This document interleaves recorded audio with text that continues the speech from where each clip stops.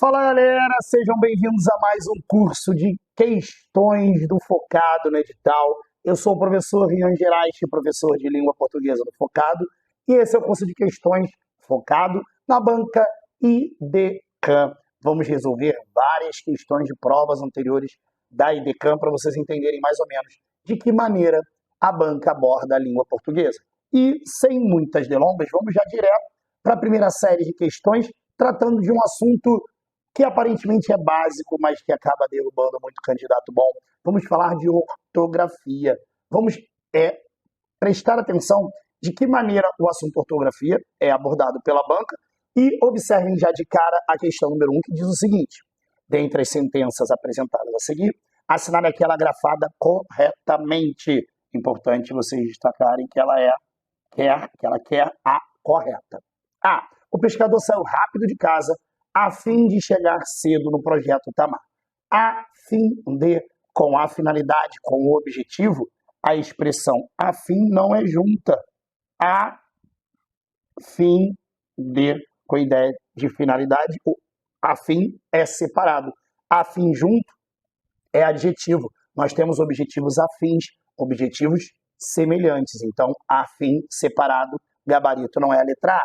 B, o pesquisador deve demarcar os locais dos ninhos, senão irá se perder. Galera, esse senão equivale a do contrário, irá se perder. E se a ideia é do contrário, né, na verdade é o senão junto, porque esse senão separado é o ser. Conjunção condicional e o não, termo negativo, advérbio de negação. Se não fizer o que eu estou pedindo, vou ficar chateado. Caso não faça o que eu estou pedindo, se não separado, ideia de condição. Esse se não irá se perder é caso contrário, irá se perder, e aí o se não é junto, beleza? Letra C, os diretores do projeto discutiram acerca de um melhor horário para a visita. Amores, esse discutiram acerca equivale a discutiram sobre ideia de assunto. Então não é acerca com H, é o acerca junto, ó. Acerca, sobre ideia de assunto, tudo junto. O acerca com H tem duas possibilidades de uso. O haver com ideia de existir, acerca de sem questões para resolvermos, ou o acerca com ideia de tempo decorrido. Acerca de 10 minutos, ele tocou aqui em casa. Então, ideia de tempo passado. Acerca do verbo haver, só nesses dois casos, nesse caso da alternativa C, é acerca junto ideia de assunto. Obviamente, o gabarito da questão é letra D de dado, porque, vejam só, os turistas se aproximaram dos ninhos, mas eles não fizeram nada de mais grave. O de mais aí não é aquele de mais junto com a ideia de intensidade, ele trabalha demais, ele fala demais, ou então demais como pronome indefinido. Alguns alunos saíram de sala. Os demais permaneceram na aula. Os demais é equivalente aos outros. Esse de mais aí é separado, não é junto. Gabarito da questão número 1 é letra D. Esse mais aí é advérbio de intensidade relacionado ao adjetivo grave. Beleza? Gabarito da questão número 1 é letra D de dado. Vamos à questão número 2. Ela diz o seguinte: o conhecimento linguístico pressupõe, além de outras ações, o emprego correto das palavras no contexto da frase. Nesse sentido, assinale a alternativa na qual os termos estão dispostos adequadamente, ou seja, aquela que está correta, ou seja, vamos lidar com 3 utilizações equivocadas. A. Os objetivos dos pesquisadores vão ao encontro da vontade do projeto. Bom, se vai ao encontro é porque concorda. São objetivos afins, semelhantes. Os objetivos dos pesquisadores vão ao encontro, concordam. Se eu vou de encontro é porque discorda. Vai ao encontro da vontade do projeto, o sentido não é problemático, está tudo certinho, não tem problema. Vamos verificar as outras alternativas? B. As tartarugas não gostam de sol. Tampouco. Não, aí não. Tampouco. Ele tem tão pouco trabalho a fazer, o tão intensificando pouco. Ele fala tão pouco, o tão intensificando pouco. Mas aqui, o correto deveria ser tão pouco. Conjunção aditiva. equivalente a NEM. As tartarugas não gostam de sol nem de iluminação. Tampouco ela não trabalha nem estuda. Ela não trabalha, tampouco estuda. Conectivo de adição é o E com a negação. As tartarugas não gostam de sol e não gostam de iluminação. Então, aí é tampouco ao invés de tão pouco, equivocado o uso do termo. Letra C, as tartarugas desovam aonde os ninhos estão. Galera, se os ninhos estão, é onde eles estão. Porque estão é um verbo relacionado à ideia de algo estático. Para ser aonde é a ideia de movimento. Aonde você vai. Se você vai, é movimento, é aonde. Se eles estão, é onde os ninhos estão. E letra D, o slogan do projeto diz conte com nós, não, gente, conte conosco. Na verdade, com nós, aglutinado, gerou o termo conosco, pronome oblíquo tônico, conosco, né? Então, nesse caso, conte com nós, não conte conosco. Então, realmente, a única alternativa em que está tudo adequado, o uso adequado do termo, vão ao encontro de concordam. Gabarito da questão número 2 é letra A. Salve, salve, meus amigos e minhas amigas, focados e focadas, sejam todos muito bem-vindos. Aqueles que eu ainda não tive o prazer de conhecer, me chamo Igor Daltro. As redes sociais, inclusive, estão aqui, tá? Se você tiver alguma dúvida ao longo da tua caminhada, eu estou à tua disposição. Quiser algum material, alguma coisa que eu possa ajudar, você pode ter certeza, seja tanto como professor, como na área da advocacia. Beleza, pessoal? Então, eu trago hoje para vocês aqui os meus esforços, a minha dedicação, a minha experiência de mais de 15 anos, a minha dupla especialização em Direito Administrativo, para que você consiga obter a tua tão sonhada aprovação aqui, ó, no concurso do Instituto Federal de Educação do Estado do Rio de Janeiro, o IFRJ, aqui no Focado no Edital, que com certeza é o curso mais dedicado à área educacional do Brasil. Eu nunca vi algo igual. Então, sem mais delongas, eu digo para vocês que nesse nosso primeiro bloco do curso de questões, nós vamos trabalhar a Lei 8.102, o Estatuto dos Servidores Públicos Civis Federais, o Regime Jurídico Único Federal, todas as expressões que você já deve ter ouvido falar. Tá bom, pessoal? Então, sem mais delongas, vamos lá para o nosso conteúdo e eu vou trazer preferencialmente questões da banca IDECAM. Eventualmente posso preencher o teu curso com uma ou outra questão que não seja da banca IDECAM, mas no geral, banca IDECAM. Beleza, pessoal? Então, sem mais delongas, primeira questão aí na tela para vocês agora. Banca IDECAM diz o seguinte: no que se refere aos servidores e agentes públicos, assinale a alternativa correta. E aí deixa eu sair da tela para não atrapalhar a visualização. A. Cargo público é o conjunto de atribuições e responsabilidades previstas na estrutura organizacional que devem ser cometidas a um servidor. Galera, já temos aqui o nosso gabarito, tá bom? Então já paramos aqui. Peraí, não estava achando aqui o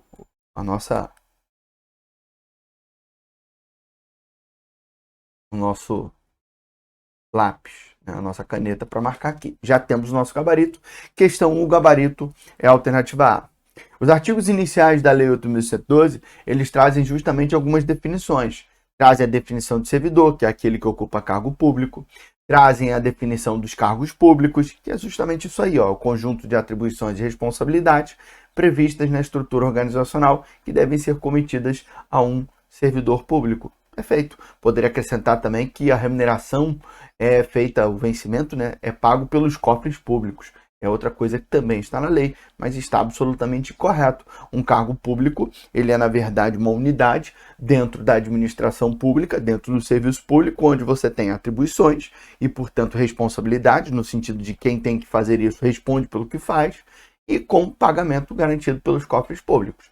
Essa é a definição de cargo público, onde ele deve ser provido, preenchido por um cara chamado servidor público. Mas, professor, o que tem de errado nas outras alternativas? Bom, vamos a elas, né? B de bola. Os cargos públicos acessíveis a todos os brasileiros são criados por lei, com denominação própria e vencimento pago pelos cofres públicos. Olha aí, ó, é o restante da alternativa A que não veio. Beleza, eu já até tinha te falado. Professor, mas então tem algum erro aí, né? Tem. Vem logo na sequência, ó. Para provimento em caráter temporário, efetivo ou em comissão. Para provimento efetivo ou em comissão. Temporário, não. Os servidores temporários, aqueles chamados de servidores temporários, eles não ocupam cargo público, eles só exercem uma função pública.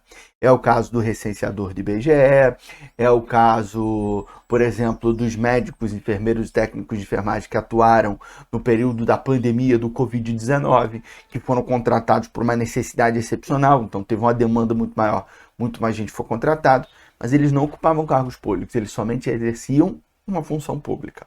Então, esse é o erro, não existe aqui provimento em caráter temporário, tá bom? É efetivo ou em comissão, beleza? Alternativa C.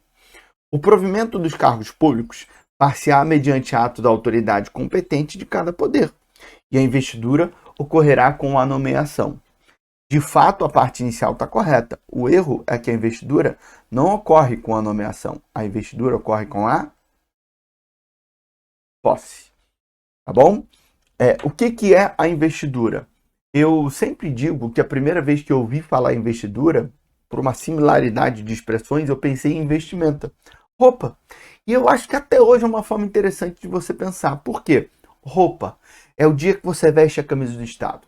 É o dia que você vira servidor. É o dia que você aceita a função pública, recebe ela, dá um beijinho no escudo. Então, o dia que você é investido num cargo público e, portanto, atualiza suas redes sociais para servidor público ET, IFRJ, UF, UERJ, UFRJ, enfim, qualquer que seja o concurso, nesse dia que você atualiza suas redes sociais, aí você é um servidor. E isso vai acontecer não com a sua nomeação. Não. Quando a administração te nomeia, ela está dizendo para você, tô te querendo, separei uma vaga aqui para você. Falta, como num casamento, o sim do noivo, mas falta o da noiva, né? E aí você vai ter que dizer sim de volta. Como é que você diz sim de volta para a administração, dizendo assim, eu também te quero? Assinando um documento chamado termo de posse, ou seja, é o ato da posse. E aí sim, com o sim da administração, com o sim do candidato, nós temos um casamento. Ocorre a investidura. Você de fato virou um servidor somente com a posse. Ok? Então, C errada, porque a investidura ocorre com a posse. Vamos à alternativa D, que diz o seguinte: a nomeação em cargo público far-se-á em caráter efetivo quando se tratar de cargo isolado de provimento efetivo, excetuando-se os de carreira. Vamos lá, pessoal. Existem dois tipos de cargos públicos: o cargo de carreira e o cargo isolado.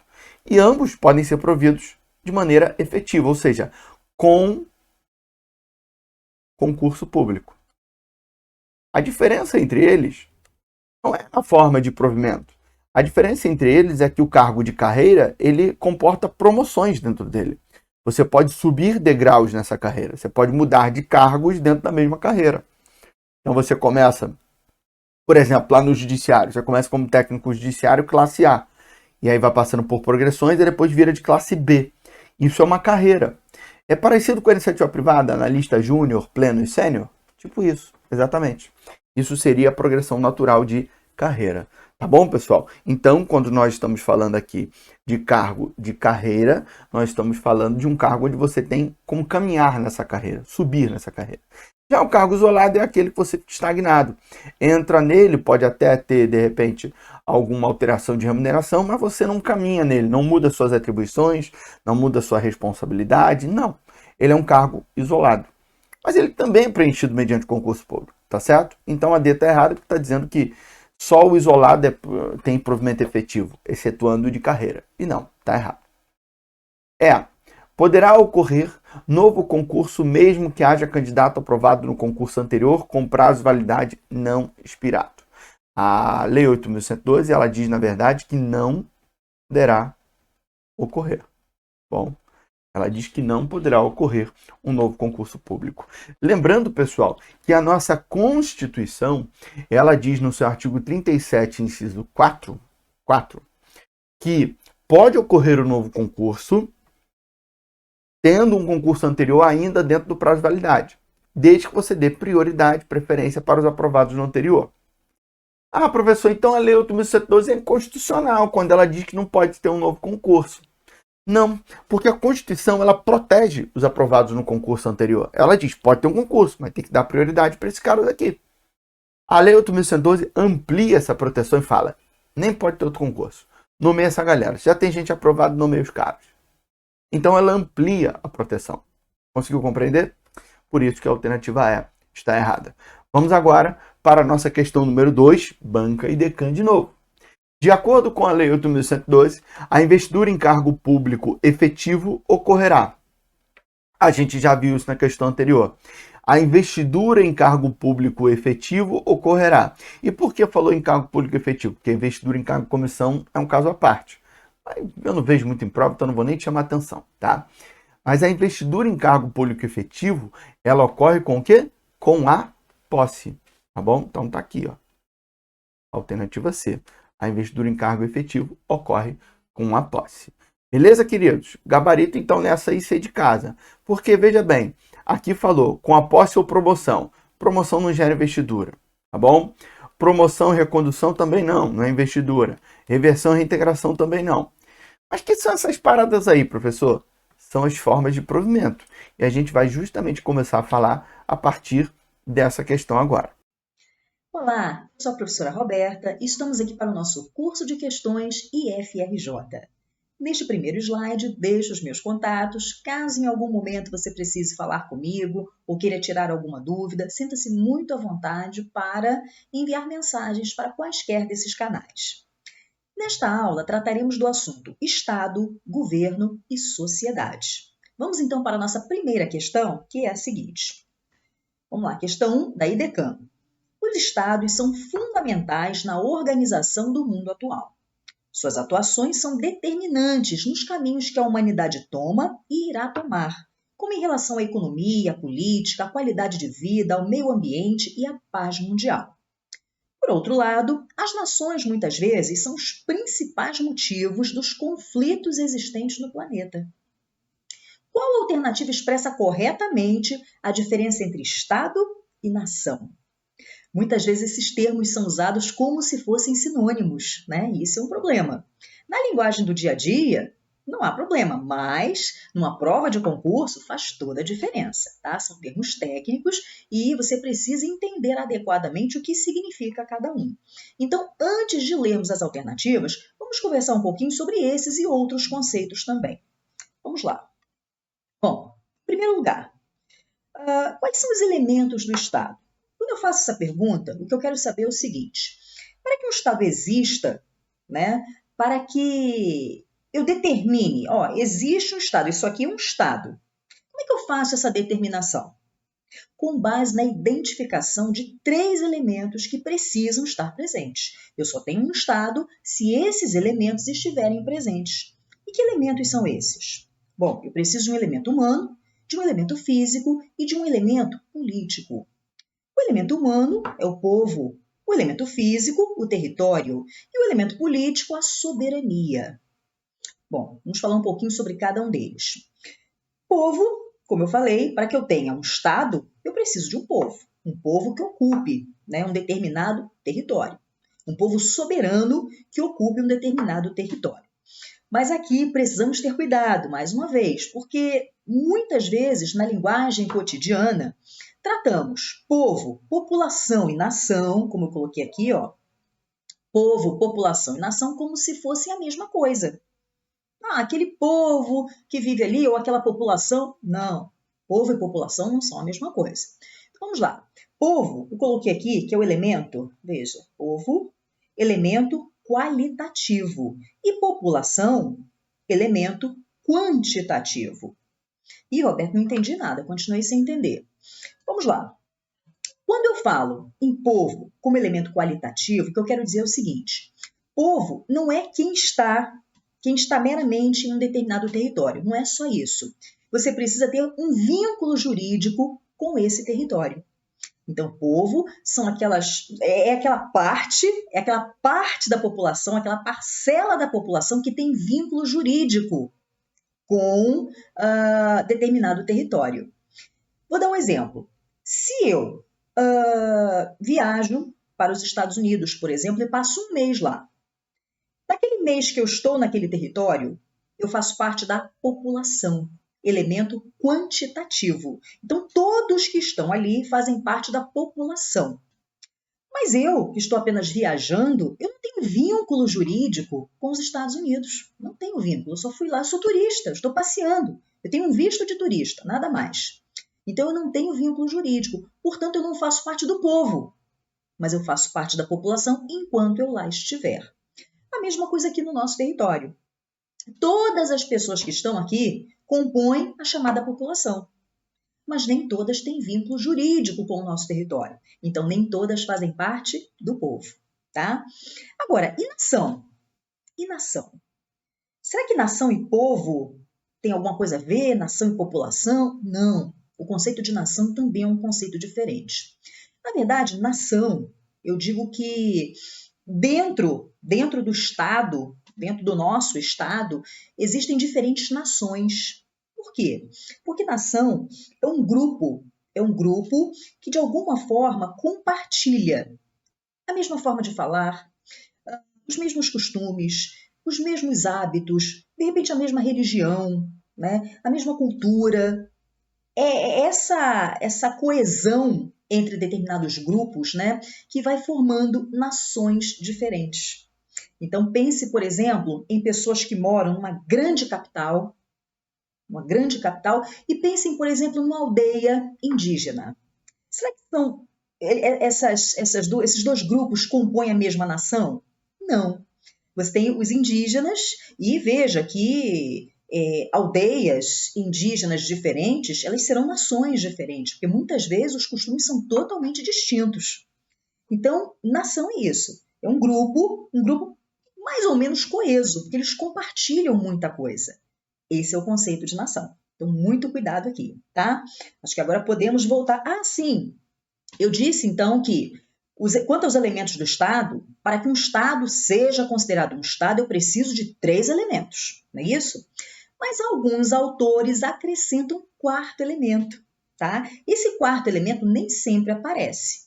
Normalmente são os 3. Eu preciso de um povo ocupando um território e esse povo precisa ser soberano. Tá? O que é isso? O que é a soberania? A soberania é aquele poder que não se subjuga a nenhum outro, tá? É diferente de autonomia.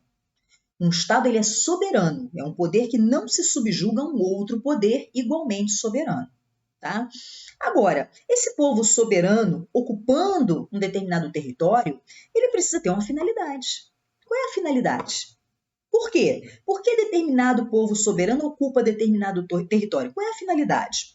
Bom, no nosso caso, no caso da República Federativa do Brasil, que é o nosso Estado, nós temos os nossos objetivos, né, os objetivos fundamentais expressos no artigo 3º da Constituição. Então, nós temos uma finalidade, nós temos os nossos objetivos, aquelas metas, né, que nós almejamos alcançar.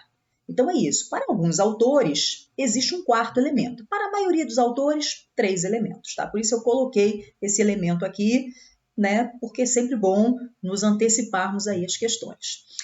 Vamos então para as alternativas. Letra A. A relação entre Estado e nação encontra-se na definição atribuída a cada um. Enquanto o Estado é uma instituição, a nação envolve todas as características físicas e sociais de um território. Além dos seus símbolos, como a bandeira, o hino, os costumes, entre outros. Não é bem isso não. Vamos ver a letra B. O Estado corresponde ao conjunto de instituições no campo político e administrativo que organiza o espaço de um povo. Já para uma nação existir, é necessário que ela possua o seu próprio território e que exerça sobre este a sua cidadania, ou seja, ela deve ser a autoridade máxima na área a ela correspondente. Nada disso. C. A diferença entre Estado e nação envolve a escala que esses dois termos alcançam. O Estado é uma instituição que, mesmo sendo formado pela sociedade, compõe um âmbito jurídico e formal. A nação, por outro lado, é um conceito étnico-social, referindo-se a um grupo mais ou menos definido de pessoas com os mesmos traços culturais, identitários e que possuem um sentimento mútuo de pertencimento. É exatamente isso aqui, foi o que eu ainda agora expliquei, né, essa diferença entre povo, população, nação, né? E aqui a diferença entre Estado e nação, exatamente a letra C. Letra D, a diferença entre Estado e nação está na hierarquia entre ambos. Não, não está na hierarquia, não tem nada a ver com hierarquia. A nação é, na verdade, apenas mais uma das instituições que compõem o Estado, ou seja, é a esfera pública responsável por administrá-lo. Totalmente errado, não vou nem continuar lendo. Então, realmente, questão 1, gabarito, letra C de casa. Vamos para a nossa segunda questão. Também da IDECAN. Essa questão bem facilzinha. Vamos lá. Tipo de governo no qual o governante é um membro da família real. Opa, já disse tudo, né? Um membro da família real, um rei, uma rainha, um príncipe ou uma princesa, e a coroa só pode ser passada de pai para filho. Aqui estamos falando da hereditariedade, né? Da característica da hereditariedade. Trata-se de república, socialismo, monarquia, comunismo? Claro que é a monarquia, né? Questão fácil, fácil. Isso aqui é para não zerar a prova. Fala pessoal, tudo bem? Bom dia, boa tarde, boa noite, boa madrugada, como é que vocês estão? Espero que tudo bem. Aqui quem fala é o professor Thiago Lopes, direto dos estúdios do Focado no Edital, para gravar para vocês algumas questões que abordam a legislação que será cobrada aí no concurso da IFRJ, ok? Bom, veja bem, o que me cabe aqui dentro do que me foi proposto pela coordenação foi trabalhar alguns temas de direito administrativo, e eu vou começar com a administração direta e indireta, que também vai abordar descentralização, desconcentração, órgãos públicos e agentes públicos, ok? Então, de olho na tela, vamos aqui trabalhar questões que vão mostrar para você, candidato ou candidata, a maneira da banca cobrar o assunto, ok? Bom, banca IDECAN número 1 diz assim, sobre este nosso tema aqui de início. A respeito da centralização, da descentralização, é incorreto afirmar que, poucas vezes a IDECAN coloca esse incorreto aqui pelo número de questões que eu tenho realizado dessa banca, tá? É bom ficar atento para você, de repente, não perder uma questão de bobeira aí por desatenção, tudo bem? Bom, já que eu quero a opção errada, vamos ler com atenção dentro do assunto proposto. Encontramos o erro, marcamos o nosso gabarito e vamos ler as outras opções para relembrarmos o assunto já estudado, ok? Vamos lá. Letra A. Na administração centralizada, ou seja, a administração direta, União, Estado, DF e município, há naturalmente participação de outras pessoas jurídicas na prestação do serviço centralizado? Bom, a letra A já está claramente errada, tá, pessoal? Porque na centralização administrativa não existe a participação de outras pessoas jurídicas. Por que não, professor? Porque o instituto que consagra a participação de outras pessoas jurídicas é a descentralização e não a centralização. Por isso, gabarito é a letra A. Tudo bem? Vamos ver aqui a letra B. A centralização administrativa ou o desempenho centralizado das funções administrativas consubstancia-se na execução de atribuições pela pessoa política que representa a administração pública competente. Muita atenção, a IDECAN gosta disso aqui, tá? Toda vez que você ler numa questão de prova direito administrativo ou constitucional o termo pessoa política, você vai pensar na administração direta, tá? União, Estado, DF e município. Deixa eu colocar a palavra que eu gosto muito, ó. Mude. Municípios, União, DF e Estados, ok? Toda vez que eu ler em uma questão de prova o termo pessoa administrativa, eu estou me referindo à indireta. Quando eu falo em pessoa política, eu estou me referindo à administração direta, combinado? Portanto, o gabarito ainda se mantém letra A, claro, está errado, portanto, o nosso gabarito, mas confirmando por que a letra B está certa. Okay? É uma centralização administrativa, sim. Letra C.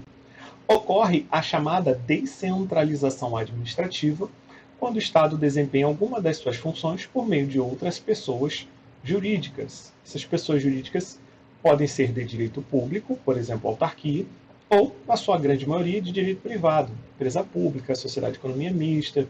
Temos a descentralização por outorga, que eu estou me referindo à indireta, e temos a descentralização por colaboração, que são os particulares, concessionários, permissionários, autorizatários, ok? Então, veja bem, pode ser pessoa jurídica, de direito público ou de direito privado. Professor, pode ser pessoa física? Bom, nos termos da Lei 8987, Lei de Concessão e Permissão de Serviço Público, também pode ser pessoa física, tá? No tocante a permissionários, tudo bem? Exemplo, taxista, tá? Letra D. A descentralização pressupõe duas pessoas jurídicas distintas. Sim, o Estado e a entidade que executará o serviço, por ter recebido do Estado essa atribuição, que pode ser por lei ou por contrato. Letra E. A descentralização administrativa acarreta a especialização na prestação de serviço descentralizado. A professora de Pietro fala sobre esse princípio. Ela batiza de princípio da especialidade, tá bom? Serviço descentralizado. O que é desejável em termos de técnica administrativa? Professor, não entendi muito bem a letra E. O que isso quer dizer? Quer dizer que quando o serviço é descentralizado, eu tenho uma especificidade nessa pessoa jurídica que está recebendo essa atribuição. Exemplo, eu vou passar uma atribuição de concessão de energia elétrica. Por exemplo, aqui no Rio de Janeiro, na localidade onde eu moro, é a Light, tá?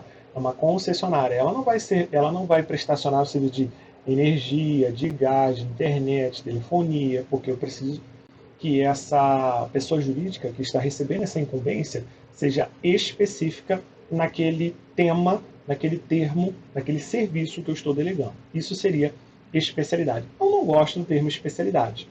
Eu prefiro o termo especificidade. Mas a professora de Pietro batizou assim em sobra e é assim que cai em prova, tá bom? Portanto, gabarito letra A. Aqui eu coloquei um pedaço da doutrina do professor Carvalho Filho para robustecer o seu conhecimento nessa matéria. Diz assim: a centralização é a situação em que o Estado executa suas tarefas diretamente, ou seja, por intermédio de inúmeros órgãos e agentes administrativos que compõem a sua estrutura funcional. Pela descentralização, o oposto, ela o faz indiretamente, isto é, delega a atividade a outras entidades. Na desconcentração, que é já o terceiro tópico, desmembra órgãos para propiciar melhoria na organização estrutural. Aqui ele botou de forma bem concisa as três grandes formas técnicas, as três técnicas administrativas de se organizar a máquina pública, melhor colocando para você. Faltou a quarta, que é a concentração. Tá? Então, ó, centralização, o serviço é feito pela direta. Descentralização é feito pelas pessoas jurídicas da indireta ou particulares em colaboração com o poder público. Desconcentração nada mais é do que a divisão interna de atividades através de órgãos públicos, que pode ser tanto na direta como na indireta. Concentração é a extinção de órgãos públicos, aglutinando as funções destes órgãos em órgãos que continuarão existentes. Exemplo da concentração, tá, gente? Para a gente fechar aqui esse nosso resumo. Eu tenho 2 ministérios. O presidente da República extingue um ministério e junta as atribuições em um. Isso é uma concentração, tá bom? E assim fizemos a nossa revisão bem robusta nessa nossa primeira questão. Vamos para a próxima. Bom, preencha corretamente a lacuna. Vamos lá. Ocorre a chamada, traço, quando se atribui competências administrativas a outras pessoas jurídicas. Bom, falou pessoa jurídica, você já sabe que eu estou diante da descentralização. Distinta do ente político que as criou, as quais são divididas internamente em diversos órgãos. Opa! Veja, o primeiro termo é, sem sombra de dúvida, descentralização. Então não pode ser a letra A, não pode ser a letra C. Sobrou a letra B e a letra D. Onde é que você mata a questão? Na segunda parte, lá do enunciado, quando ele vai falar sobre a divisão de órgãos. Logo, se eu falo em divisão de órgãos, eu estou diante de uma desconcentração. E o termo correto, de fato, é a letra B, pessoal. Descentralização, outras pessoas, que são divididas internamente de vários órgãos. Então, o termo completo e correto é descentralização desconcentrada. Tá? Isso aqui é legal demais. Por exemplo, o INSS, que é uma autarquia. Você não tem apenas uma APS. A APS é a Agência da Previdência Social. Você tem várias agências da Previdência Social distribuídas pelo país. Cada um desse departamento é um pedacinho da autarquia e é um órgão público, tá? Existem outras estruturas que compõem o INSS, tá bom? Por exemplo, uma gerência executiva. São órgãos que juntos compõem a pessoa jurídica, tá bom? Então tá aí o exemplo de descentralização desconcentrada. Beleza? Vamos para a próxima questão. Deixa eu ler o gabarito. Letra B, confirmando. Bom, é importante ainda não confundir a descentralização com o que a doutrina denomina como desconcentração. Já fizemos a apresentação na primeira questão, agora só para fechar aqui o nosso assunto. Aquela descentralização implica a transferência de serviço para outra entidade, outro ente, outra pessoa jurídica. A desconcentração, que é um processo eminentemente interno, significa apenas a substituição de um órgão por dois ou mais, com o objetivo de melhorar e acelerar a prestação do serviço público, ok? Fechamos assim as duas primeiras questões, com os seus respectivos gabaritos. Olá, focadinhos e focadões! Sou o professor Leonardo Vasconcelos, professor de Noções de Informática. Estamos aqui para começar nosso curso falando sobre conceitos de internet e intranet. É muito comum cair esse assunto em concurso público. No seu edital, a gente vai trabalhar em cima de questões sobre este assunto. Mas antes de a gente prosseguir, segue lá no meu Instagram, @professor.leonardo.vasconcelos. Bora para a aula? Questão número 1 da IDECAN. Em ambiente corporativo, a gestão eficaz de rede e de comunicação é vital para a integração de sistemas e de troca de informação. Nesse contexto, é fundamental compreender conceitos relacionados à internet, à intranet e à extranet, assim como os protocolos e os serviços que viabilizam a comunicação e o compartilhamento de recursos. Suponha que um profissional de TI esteja implementando uma solução de comunicação segura para a sua empresa, considerando os ambientes de intranet e de extranet. Diante desse cenário, analise a situação apresentada. No contexto de uma empresa que busca implementar uma solução de comunicação segura, considerando a segurança da comunicação, assinale a alternativa em que apresenta as características distintivas entre intranet, extranet e internet. Antes da gente falar e ler as alternativas, eu quero chamar logo a atenção de vocês. Internet é um conglomerado de redes públicas mundial de computador, baseado no protocolo TCP/IP. Para você acessar, basta ter um provedor de serviço de internet, um ISP. Intranet, rede privada interna da sua empresa, da sua organização, para funcionários e colaboradores internos utilizarem de dentro da empresa. Extranet, uma rede privada de acesso externo controlado lá pela internet. Ao fazer login e senha, você está entrando na rede privada de uma empresa, de uma organização. Você está entrando na sua extranet. Falando nisso, pode ser cobrado em concurso VPN, rede privada virtual, que cria um tunelamento seguro para, de uma rede pública da internet, você acessar uma intranet, uma rede privada, como se estivesse dentro da empresa, porém de qualquer lugar do mundo. Agora que a gente falou sobre os conceitos, vamos ler as alternativas. Letra A. A intranet é uma rede privada de uma organização. Tá certo. A extranet é uma rede pública. E aí tá errado, porque a extranet é uma rede privada. Quem é rede pública global seria a internet. E a última parte, e a internet, refere-se a um conjunto de redes privadas de empresas individuais. Então, essa letra A também está errado, essa terceira parte. Letra B.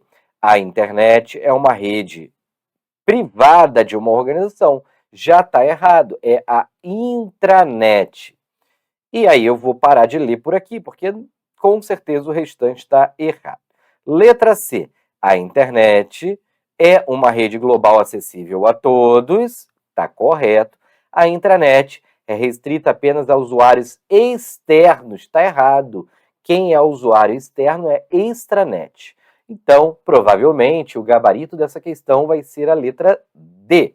A internet é uma rede global de acesso público. A intranet é uma rede privada de uso interno da organização. E a extranet permite comunicação segura entre usuários internos e parceiros externos autorizados. Esses parceiros podem ser clientes, fornecedores, terceirizados. Então, o gabarito dessa primeira questão é a letra D. Segunda questão da IDECAN. Considerando as definições de intranet e extranet, é correto afirmar que a principal diferença entre os dois termos é o fato de A. Vamos lá, antes de eu ler, vamos relembrar os conceitos. Internet é uma rede pública, um conglomerado de redes públicas de acesso mundial. Qualquer pessoa pode utilizar, bastando ter um provedor de serviço de internet. Intranet é uma rede privada de acesso interno controlado de uma empresa de organização da sua casa. E extranet é uma rede privada de acesso externo controlado para colaboradores, terceirizados, clientes, fornecedores. Pela internet, ele faz login e senha, entrando na parte restrita, entrando na extranet. Vamos ver lá as alternativas. Letra A. Intranet é acessível apenas para usuários internos de uma organização. Está correto. Enquanto a extranet é acessível para usuários externos. Está correto. Podemos já marcar a letra A, com certeza. Mas eu vou ler as demais letras e ver qual que está errado. Letra B. Extranet ser uma versão mais avançada da intranet? Não. Extranet é uma rede privada de acesso externo. Intranet, rede privada de acesso interno.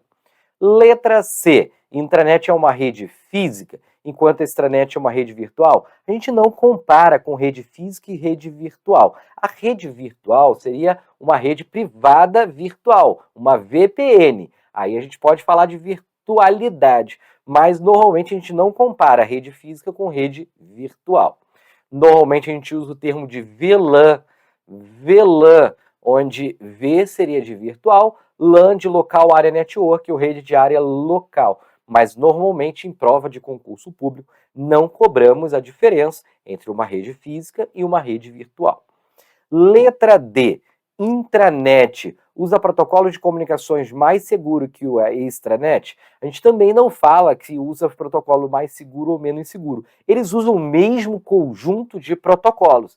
Tanto a internet, quanto a intranet, quanto a extranet. Eles são baseados no modelo TCP/IP. Então, tá errado essa daí. E letra E. Extranet é hospedada em servidores locais, enquanto a intranet é hospedada em servidores externos. Pode até dizer que a intranet normalmente é em servidores internos e a extranet pode estar em qualquer lugar do mundo, em qualquer servidor, tanto interno quanto externo. Mas a gente não compara servidores interno com externo na hora da prova. Então, o gabarito dessa segunda questão da IDECAN é a letra A. Olá pessoal, tudo bem? Meu nome é Igor Loureiro, sou professor de Administração Geral aqui do Focado no Edital e nós estamos iniciando o nosso curso de questões voltado para o concurso do IFRJ, o Instituto Federal do Rio de Janeiro. É a grande oportunidade que você tem para poder testar os seus conhecimentos e uma grande iniciativa aqui do Focado no Edital, sempre pensando no melhor para a sua preparação. Vamos lá então, começar o nosso curso de questões com a nossa primeira questão. O enunciado diz o seguinte: Questão essa da banca IDECAM. Uma organização pública responsável pela regulamentação ambiental de uma região de grande diversidade da atividade industrial está passando por um processo de reestruturação para melhor atender às demandas crescentes e melhorar a sua eficiência. Dados os desafios enfrentados, a organização precisa escolher um novo método de departamentalização, o qual deve compreender profundamente as necessidades específicas da região, bem como as atividades industriais realizadas lá. Nesse caso, é mais indicado adotar uma departamentalização. Aqui nós temos uma questão típica, né, da abordagem da banca IDECAM, que por muitas vezes, dentro do tema departamentalização, ela vai criar uma situação hipotética que ela vai citar as características da departamentalização para que você consiga identificar qual é o gabarito desse enunciado. E aqui, como eu disse, está sendo apontado uma departamentalização. Departamentalização é uma função de organização, afinal de contas, as empresas precisam estar estruturadas, não apenas em seu nível global, em seu nível operacional, como também no seu nível tático. E como diz Kevin Nato no seu livro de Administração Geral e Pública, a organização como função no seu nível departamental são os tipos de departamentalização. E nós sabemos que as empresas não realizam seus critérios todas da mesma forma, porque departamentalizar representa uma iniciativa de você realizar um agrupamento de atividades. As empresas possuem diferentes atividades, então elas vão organizar essas atividades que elas pretendem executar e melhor gerenciar. Para isso, elas vão utilizar critérios de departamentalização para agrupar essas atividades e assim conseguir atender os seus interesses, atender às suas necessidades. E nesse caso, nessa primeira questão, estamos falando de uma iniciativa de agrupamento de atividades com foco para atender uma região de grande diversidade, né, da atividade industrial, que está passando por um processo de reestruturação para melhor atender às demandas crescentes e melhorar a sua eficiência. Então, nessa região, nós temos uma demanda crescente. Então, a importância de dar um foco especial àquela região específica, né? Dados os desafios enfrentados, a organização precisa escolher um novo método de departamentalização, o qual deve compreender profundamente quais são as necessidades específicas da região. Isso vai representar para a gente uma departamentalização geográfica, também chamada de departamentalização territorial ou departamentalização por territórios. É a iniciativa que a empresa possui para poder atender determinadas regiões, determinadas localidades, justamente porque ela identifica que é atrativo para ela, que é interessante para ela o atendimento àquelas regiões específicas, porque elas mostram para a empresa regiões de demanda crescente, regiões que estrategicamente é interessante que a empresa realize o seu atendimento. Então aqui está bem nítido, né, que o critério de agrupamento de atividades é para atender a regiões específicas, portanto, falamos nesse caso de uma departamentalização geográfica. E isso consta aqui na nossa letra C, que é o gabarito da nossa primeira questão. Geográfica, visto permitir uma resposta mais efetiva às particularidades regionais. Primeira questão resolvida. Agora a gente vai para a nossa próxima questão, questão número 2, questão também da banca IDECAM. As expressões organização estrutural e configuração organizacional se referem a um conjunto abrangente de elementos que podem ser utilizados para configurar a organização.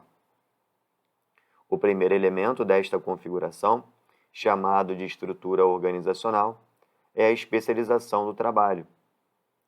O segundo é o agrupamento de tarefas, a departamentalização.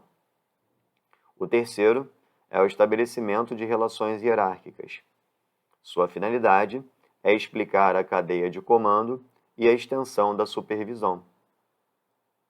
A cadeia de comando, ela possui dois componentes, quais sejam, e aí é colocado uma série de alternativas para você identificar qual é a resposta correta. Aqui a gente aborda o tema departamentalização em um sentido mais amplo. Por quê?